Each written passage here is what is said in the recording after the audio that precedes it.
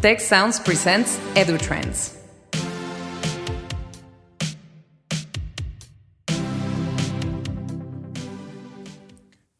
Hi, we are here in the context of the International Conference of Education and Innovation in Monterrey. Welcome and thank you for being here. Thank you for inviting me. 2 days ago, you delivered a great conference here in our event, and you were talking about children's aspirations and expectations. Why is it important to understand children's aspirations and expectations? I think partly, we talk a lot about education of the 21st century, and we talk a lot about the new curriculum and technology and all those things. And I think we don't talk enough about the individual. And one of the consequences, I think, of developments educationally and in terms of society is that the individual matters more. So if we take schooling as it was, let me use the United Kingdom as an example. In the Industrial Revolution and beyond that, the purpose of schooling in many ways was to fulfill the need of the world of work. So we need shipbuilders, we'll school shipbuilders. Whatever it is we need people to work in the cotton mills, we'll do that too. Now we're entering a sphere of kind of individualism, that the mass approaches seem to be vanishing in the world of work, in society in general, and therefore in education too, I think. And so the question becomes, what's it for? Why do we go to school? Because we don't, certainly in the UK, and I would suggest in many other countries, we don't go to school anymore for the mass production of workforces, but to enhance the chances and life chances and opportunities and well-being of the individual. So therefore, we need to focus more on individual children's aspirations. And I think our education system, our schooling system, particularly at secondary age, is set up through economies of scale with schools that are so big that actually we don't get the chance to get to know the individual. We know their children's academic potential, we know their attendance record, we know their grades, we know if they're like me, naughty, then we know that they're naughty. But apart from that, certainly for 80% of them, they're still part of that mass. And so therefore to create a focus on the individual child, their aptitudes, their skills, their interests, their dreams, their aspirations, is incredibly important. And then combined with that, you have that thing that every child lives in its own contextual bubble. So if I'm a girl, then I'm expected to behave in certain ways. If I'm black or white, I'm expected to behave differently. If I come from a socioeconomically deprived background, then certain things don't seem to be accessible to me. So to get to know the children individually better and their circumstances better allows us as educationalists to help them fulfill their own potential more. That's it, I think. Some people will say that young children, let's say a child of 5 years old, it's just a child, and it's not very important what their aspirations are. And I will give an extreme example of the beginning of the 20th century. I think Peter Mattison mentioned over dinner that they were do an operation on a 5-year-old without anesthesia because they thought that their neurological system was not fully developed. So maybe it's an extreme belief of the beginning of the 20th century, but people still think, well, it's just a child, it's not completely developed. Why is it important? I think I entirely agree with this. But I think there are certain, as we know, there are certain things that surround us, our context, that influences us for the rest of our lives. So I would never ever, for example, in KidZania terms, I would never ever advocate that we have conversations with young children about what they want to do with the rest of their lives.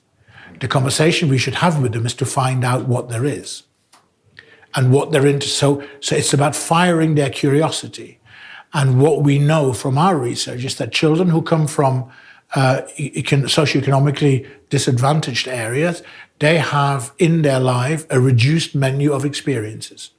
because for whatever reasons, their parents might not take them to museums, libraries, galleries, restaurants, that kind of level of engagement. So in order to create a level playing field and to widen those children's horizons, we need to provide them with those experiences. So it's never about, it's the 5-year-old and we'll treat them like an adult. But it is about, that's my phone and I should have turned it off. But it is about the 5-year-old and widening their horizons, and in a playful way, let them be curious and be curious about what, because of their circumstances, because of their bubble, they might otherwise not be curious about. So take a KidZania context.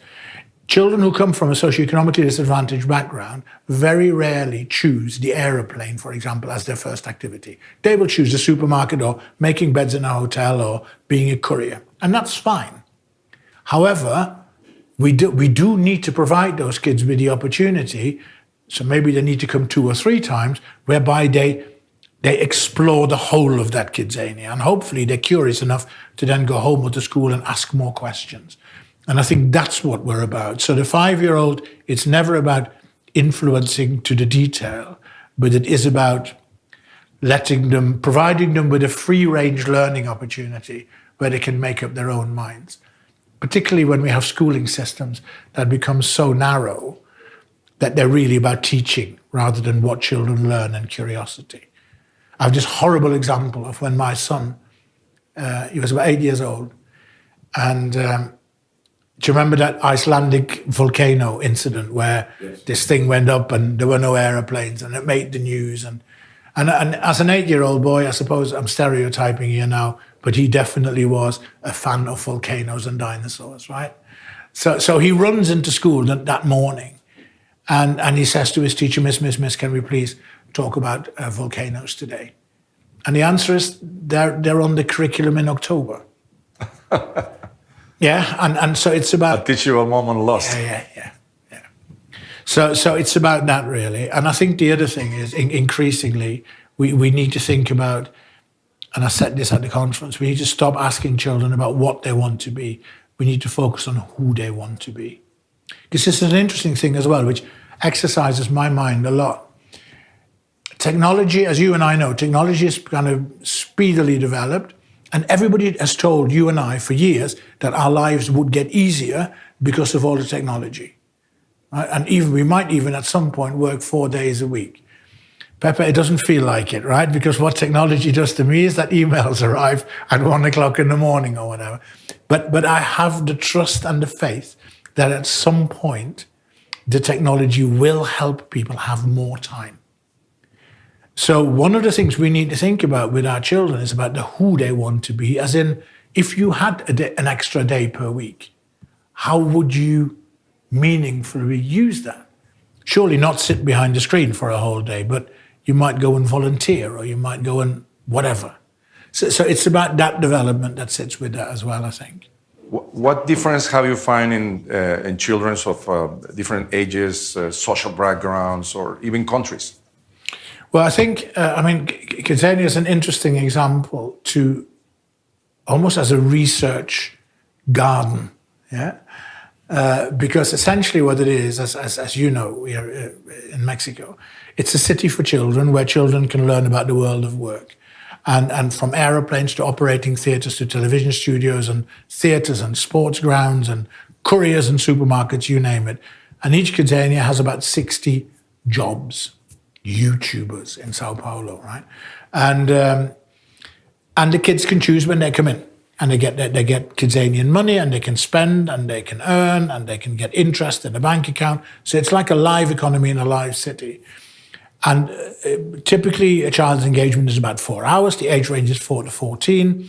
And most importantly, when the children come inside, the adults, the accompanying adults, be they teachers or parents, are there to be seen and not heard, i.e., they can't interfere.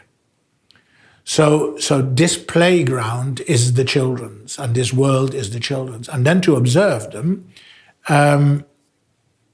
we can learn lots of lessons, and we get to know the kids better, and we pass that information through our analysis with Tec de Monterrey, Through our analysis, we pass that on to educationalists and people like OECD and whatever. But to go to your point, there are differences. And what our research shows that they are perhaps not where we might expect them. So we've done research on what's children's first choices, and then we looked at who the kids are, right? And we've done this in Mexico, in the UK, in Turkey, in India, and we're doing all the others. And what we're finding is that between the nations, the differences are, as the statisticians say, statistically insignificant. So children are the same everywhere. Yes, and that's an interesting thing. And I think the answer to that is simple. I think there is something like a globalization of growing up. I had no idea in how many languages Peppa Pig exists, for example. And YouTube, of course, is a global phenomenon. Yeah? And at the same time, KidZanias are in malls, in shopping malls. And sometimes, when I travel a lot, I don't know which country I'm in. Because when I walk into the mall, be that mall in Kuala Lumpur, be that mall in Mexico City, or be that mall in Dubai, I see the same brands. I see the same shop layouts, right? There's a Zara, an H&M, an Adidas, whatever it is shop in all of them. And literally you have to think, where am I today? So you think of the impact of that imagery and that storytelling on children, and maybe it's not a surprise that they're not that different, right? But there are differences within that are very clearly pronounced. So, and I think sometimes we, as the educators or the policymakers, thought that we were doing better than we are. So our research shows that all stereotypes are set at the age of 4, and probably before. And actually that they are as bad, if you wish, as they could be. So you take activities for 4-year-olds, you go to the aeroplane, cabin crew pilot, 90% girls cabin crew, 90% boys. And so it permeates throughout the city. And the interesting thing for me on that one is it's at the age of 4. So this is before they go to school. This is before they've been taught anything. This is before they've been institutionalized educationally. So where does that come from? You know, that comes from the family, that comes from grandparents, but that also must come from their environment, from the Peppa Pig in whichever language, and from the shopping mall they go to, and from the images they see, because they're still the pink and the blue. And then the films and... Yeah. And then I remember this incident in my hometown on a Sunday morning where I was just having a coffee on a sunny day, and there was a climbing frame for little kids, you know, the kind of toddler climbing frame area.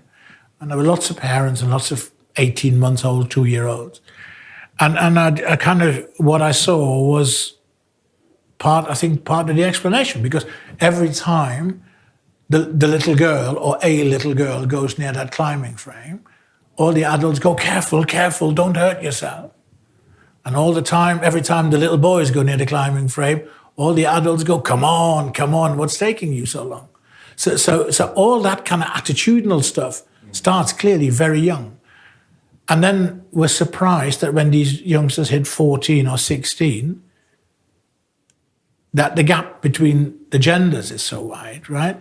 And then the other very clear gap is between wealth and not wealth, as in socioeconomic, sociocultural disadvantage. So kids from poorer areas make narrower choices. All children make choices relating to their background. So that means that children from the more deprived areas who have had fewer experiences will make narrower choices. And I think that happens in every country. So that happens in India, that happens in Mexico, that happens in Istanbul. And Istanbul was the latest analysis we did. And it was kind of stark how much Istanbul was like Mexico, like India, like the UK. No country does better. No.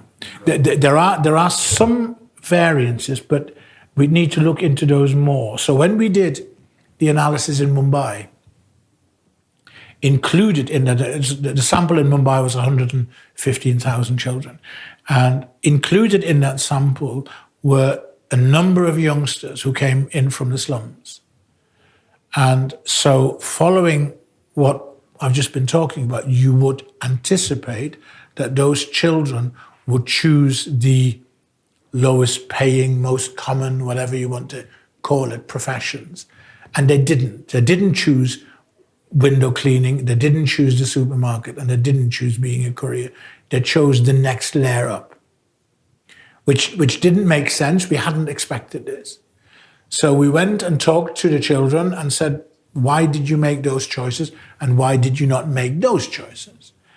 And the answer from quite young kids was quite interesting. Well, it was very interesting. And because the answer was, I live in the slums, so does the window cleaner, and so does the person who works in the supermarket. Why would I do a job that keeps me where I don't want to be?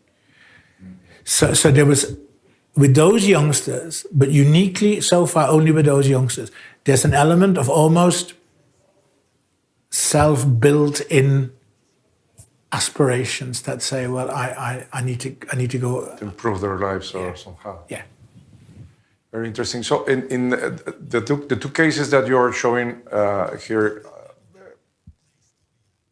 children at 4 years old are already either programmed by our own prejudice of social prejudice of what boys and girls should do. And that would be one example. It is invariably the same in different economical, socioeconomical levels. And the other one is more postal code. So if you're born in a certain postal code, almost at the year 4 year, you are, I would say, maybe exaggerate, but condemned to stay in the same level of aspiration than to be in that area. Absolutely, and there was a third one, and the third one, as a father of two girls, was took me back. And this also is globally, and this one is regardless of socioeconomic background. And it's the following, that almost all girls choose activities below their age range. So 8-year-old girls do 6-year-old activities. 2 years less. Yeah. 8-year-old boys do 9-year-old boys' activities.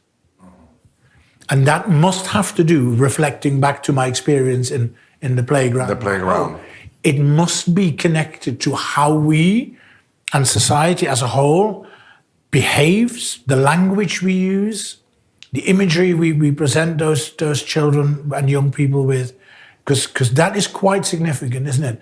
And my view, it's always been my view about this kind of data is, the more we can share that data with educators, the more chance they have to make a difference. So if I know this as a teacher, and I have a class of 20 children, 10 boys, 10 girls, I might just plan certain activities slightly differently, because I know that there is a level of underconfidence in those girls. And actually I also know that there is a level of overconfidence in some of those boys. But you're right. And I think the other thing that strikes me is, and we were talking at the conference, weren't we, about this? Those children, my wife is a principal of a school in England, of a number of schools, but one of those schools is in what is statistically seen as a very deprived area. And the school does exceptionally well. So the school gets some of those children to get scholarships to private schools because they've done so well. Academically, they've done so well. And they're now going to university, where she's now at the point as the principal where she sees her first cohort of children going through university. And we talk about this a lot. Those children are still from a deprived background, even when they go to university. And our education system still needs to provide additional support. Even when they're 20 and they've passed the entrance tests or whatever, they come from a background that is socioeconomically deprived, that often has parents who are not that well educated themselves. There's evidence that there are very few books at home. There's evidence that when those children start school, that they have a limited vocabulary, that they have limited life experiences. And in many ways, in some of those aspects, they will always be slightly behind their peers as they grow up. And it becomes our responsibility, going back to your very first point, to keep knowing our individual children, students, and to keep providing support where it's needed, be that through mentors, or be that through additional tuition, or be that through additional activities. We have to keep supporting that until they come out of their cocoon and the butterfly can fly. But I think that's much later on, because I think confidence, for example, is something that takes a long time to build up in all sorts of circumstances. But when I hear this,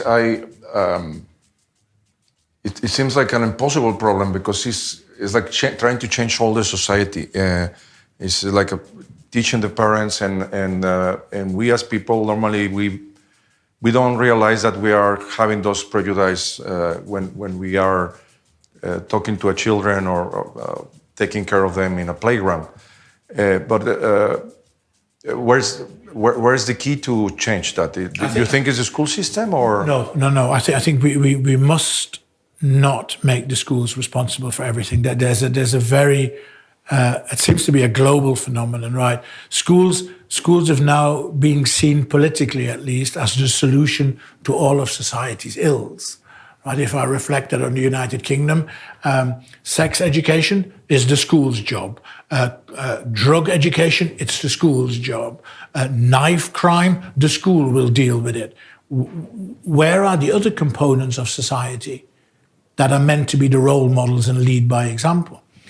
I love the school that my wife's principal of, because it's the school that functions against the odds.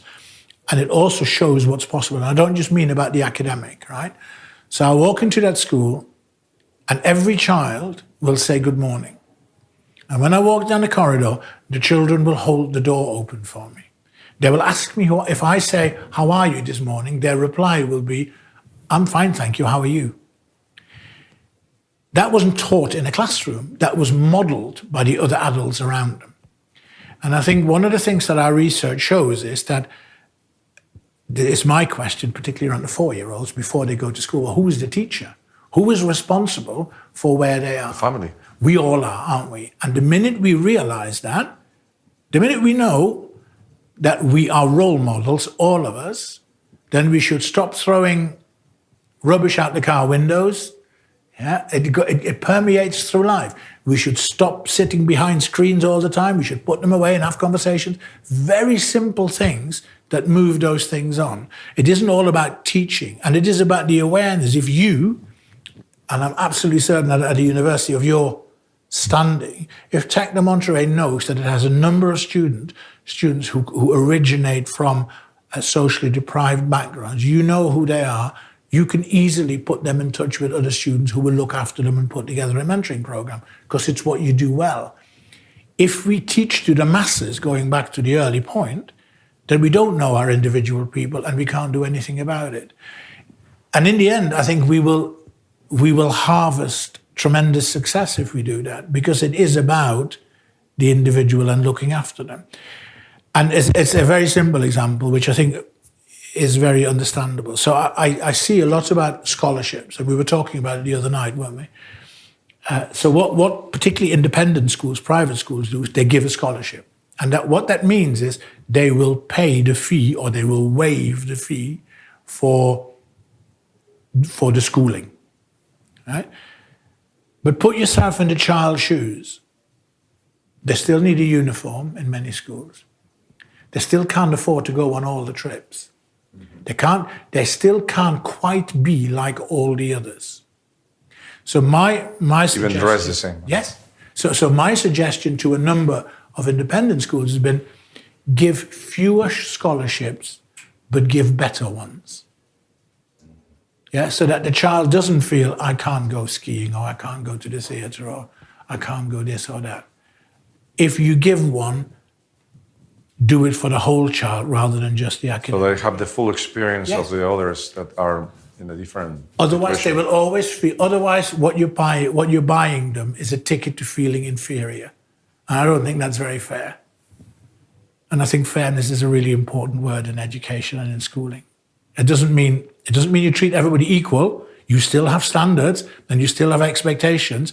And I don't care what background you come from. If you are antisocial, disrespectful, always late, you have a problem and we need to solve that problem. So that doesn't mean that you don't have standards, but I do think if we expect to serve the individual, then we need to do better. Is there a way for me to test myself or evaluate myself and understand where are my weaknesses as an adult? You mean where your weaknesses are? Yes, in treating gender difference, children, etc. expectations. Is there a way? I'm just hearing you and I say, well, I surely maybe have done the same that these parents does with I the do. I do it. Yes, I do. But maybe I'm not aware. Is there a way of evaluating myself somehow? And because they say if you don't evaluate something, you cannot change it. No, it's so. Is there a way that can I agree. self-test myself or whatever? I think firstly, awareness and knowledge become a baseline for testing yourself, because within that awareness and knowledge, you then set your own standards as to what you want to be, right? Now, I'll give you an example. I have a 24-year-old, a 22-year-old, and a 14-year-old. When my 24-year-old daughter, and everybody sang happy birthday to her so beautifully at the conference, when my 24-year-old daughter rings me, and she lives in London, and says, Dad, I'm going out with my friends tonight, my reaction is, darling, be careful. You just be careful and text me when you get back. Yes, Dad. When my 22-year-old boy rings up and says, Dad, I'm going out with my friends tonight, my reaction will be, don't do anything I wouldn't do and have a great time. Right? Although, interestingly, that's changing because most of the victims of knife crime in London are 20 to 25-year-old men. So my tone with my son, considering the circumstances, has changed, and I'm kind of going, be careful and text me when you're home. So I think we all do it, but the difference is I'm now aware that I'm doing it. Yeah? And I think so. I don't think it's a complicated process. It's a process of honesty and reflection. And I'll give a very simple example. A good friend of mine, Bill McFarlane, who's a television presenter in the UK. And Bill wrote a book called Drop the Pink Elephant. And I urge everybody who works with children to buy the book and read it, because it's about language. And it's about the language that we unknowingly confront our students and our children with. So when you do a tour of a school and you look at all the signs in the school, it tells you everything you can't do. Don't talk. Don't walk on the left. Don't run. Da. Negative, right? So Bill says, change the wording, put walk. Yeah? And please be silent or whatever. Positive as the language. Ever since I've read that book, every email I write, I go back over and I take out the no's and the can'ts and the don'ts. And in a sense, that is your reflection.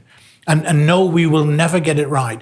But the fact that you might have dinner over the weekend and you talk to your friends about it, it's about empowerment. It's about us also, schools, turning to parents and saying, you're part of this.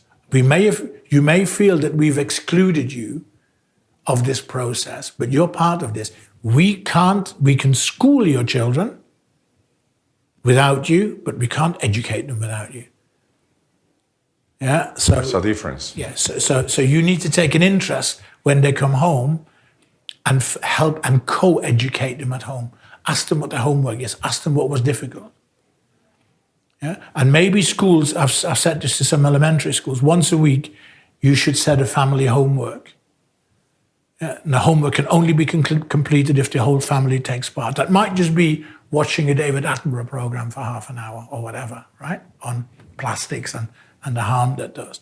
But I think schools are also guilty of this divide in that they've gone, well, we don't like parents coming in very much. We build a fence around the school or whatever it is, right? And I think we need to open those fences because as my wife's motto, the motto in my wife's school is, every child is everyone's responsibility. And I think that that's right. It isn't just, that's the school's job and that's the parent's job. And we need to reflect. The parent in Moscow who said to me, the father in Moscow, who said to me, my children, they're always in their room watching their television, or they're on their phones on the screen. They don't communicate with me at all. So I said to him, I said, who bought the television? And who put the television in the room? And do you sometimes knock on the door and say, can I come and watch with you? I said, stop blaming the technology and other things. Reflect on your own behavior and think, actually. And I think that people are busy. I get it. People are working, they're busy, they get tired. But I think people need to spend more time with their kids meaningfully. And schools need to encourage that. Yes, you're right. We're talking less and less, and just sometimes we're in the same place and we're texting each other and work. You go to a restaurant. I don't know whether it's the same in Mexico. Go to a restaurant, a family restaurant, and watch. And you see a table of 4 people and they're all on their phone. And I'm thinking you might as well have stayed at home, really, or gone out individually. I don't know why you're doing this.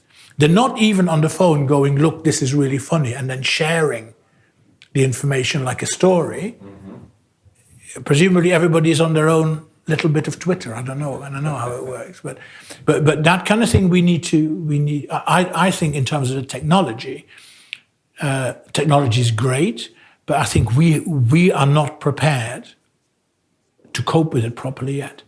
We haven't defined our behaviors around it. Yeah, I want to open a restaurant where mobile phones are not permitted, for example. It would be quite cool. Keep your cell phones in a basket. No, there are some restaurants or meetings that are put your cell phone in a basket. So we are arriving at the end of the podcast, and I want to ask you a question.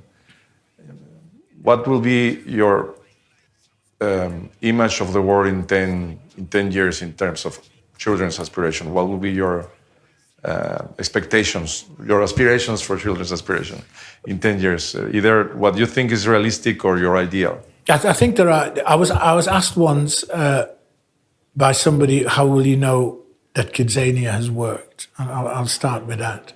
And I think, again, the answer, clearly it needs to be measurable, but there need to be our own measurements, not somebody else's. And at the moment, wherever in the world I am, if I show an adult around KidZania, except for Mexico, every other country I go, I show adults around KidZania, they will say, I wish this had been around when I was a child, right?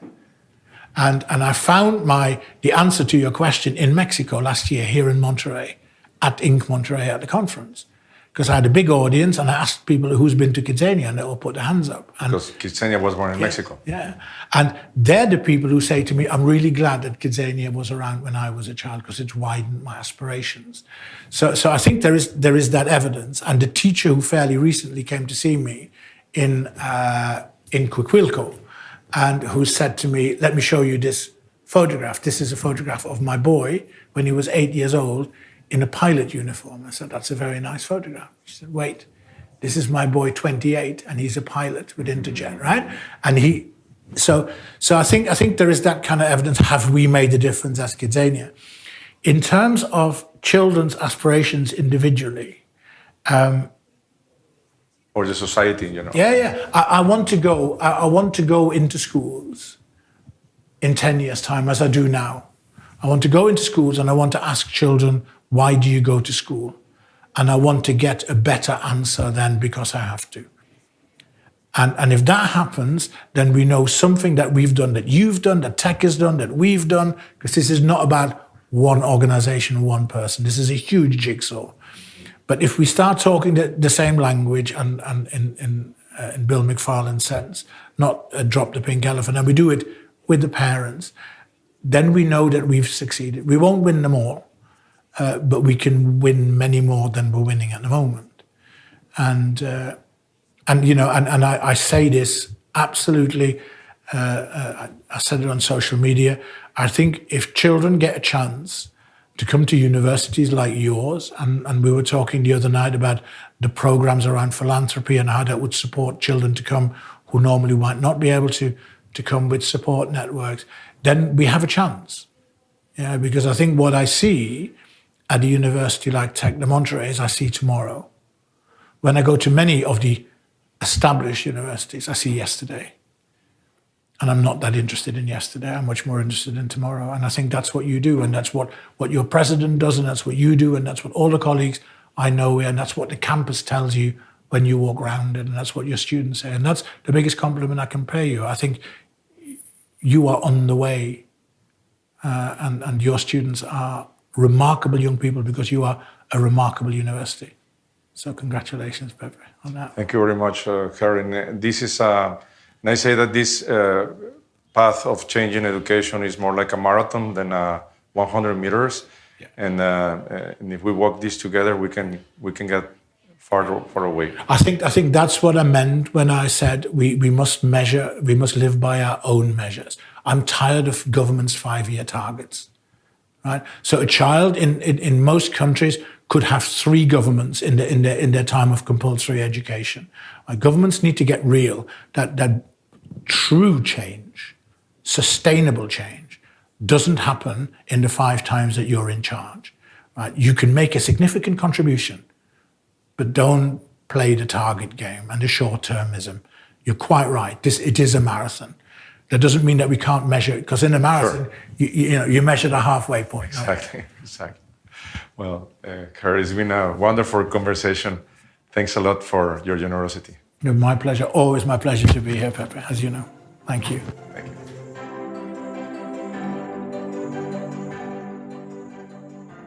For more information, visit observatory.tec.mx/EduTrends podcast. Thanks to Tecnológico de Monterrey and the Tec Sounds team. Tec Sounds producer, Miguel Mejia. EduTrends producer, Esteban Venegas and Cristian Guijosa. Post-production, Max Perez. Stay tuned for the next episode of EduTrends and visit Tec Sounds in your favorite podcast app for other great shows and content.